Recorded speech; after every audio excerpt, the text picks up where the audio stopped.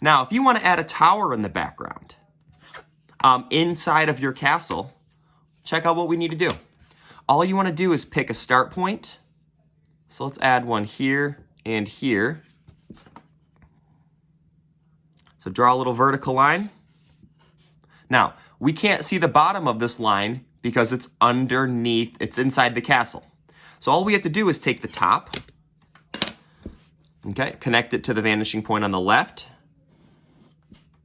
Make sure it's pointed there. And do the same thing on the right. Connect it to the vanishing point on the right a little bit. And however wide you want it to be, draw your vertical lines down. And we now have the starting point for a tower. Okay? So I think that's pretty cool. Now, you know, you can do a lot with this. The tower is further away, so if you want to draw the texture lines, you know, put your little tick marks wherever you want and connect them to the vanishing point. Make sure you're using your ruler for that. You know, but if you want to add, you know, a top piece that kind of like hangs over a little bit. Check this out. This is kind of cool. Take this point and just extend that line out a little bit. Same thing on the right side. Extend it out. Now, vertical line up, vertical line up. Take this center point right here and draw that line up a little bit too. And all you're going to do then is connect the top to, you guessed it, the vanishing point on the left and the vanishing point on the right. So it's going to look like this.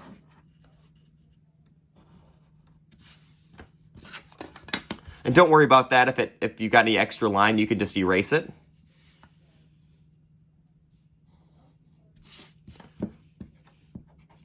And then take that corner, connect it to the vanishing point on the left, and underneath there to the vanishing point on the right. You know, and there you have it. And then you can draw, you know, more archery towers if you want. You can add another layer and set it up like that. If you want to add flags on your castle, you are welcome to. They don't really have to follow the rules of perspective. You know, so you could put all sorts of cool decorative flags. You know, try adding another tower on the right side. If you want to add a tower that has a, you know, like a circular kind of like Princess in Distress. I'm just thinking of the movie like Shrek or something like that. Let's draw another tower really quick. Vanishing point on the left. Vanishing point on the right. Vertical line down. Vertical line down. Now what you can do, there's a couple ways we can do this.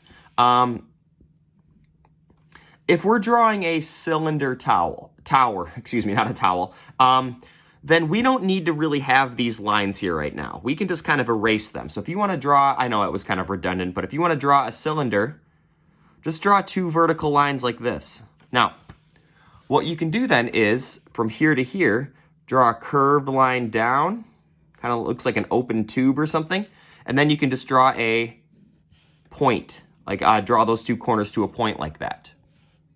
And yes, this doesn't have to follow perspective because it's a round shape. It's drawn correctly. And what you can do then, if you want to add your bricks, you can draw your texture lines, just kind of repeating that curve, and then you can draw your bricks the same way that we learned earlier by just skipping every other row. You know, you can draw shingles as well. Okay? One more thing. Let's say you want to draw background features. If you want to draw mountains in the background where the mean old dragon lives, you know, they don't have to be drawn in perspective. They can be flat because they're far away. So just by adding a mountain range back there adds a whole lot of detail, because this castle was pretty boring sitting in the middle of an open field. You know, you can put clouds in the sky behind the mountains. You know, you could draw a sunrise. You could draw a dragon flying in the sky to add some detail. Little birds flying, you know, all sorts of things to fill out the extra space on your paper. Now, if you want to draw trees down here, I want you to keep a couple things in mind. You know, if you're drawing a tree that is up close to us, then it's going to be closer to the bottom of the page. Now, so You can see where and how I drew that tree. Now, if I'm going to draw a tree that's further away, I'm going to draw it smaller because the tree is further away. So higher up the page, as we get closer to the horizon line, the objects are going to appear smaller. So, you could make this a desert cactus and draw cactuses or palm trees. It could be on the beach. Whatever you want it to do.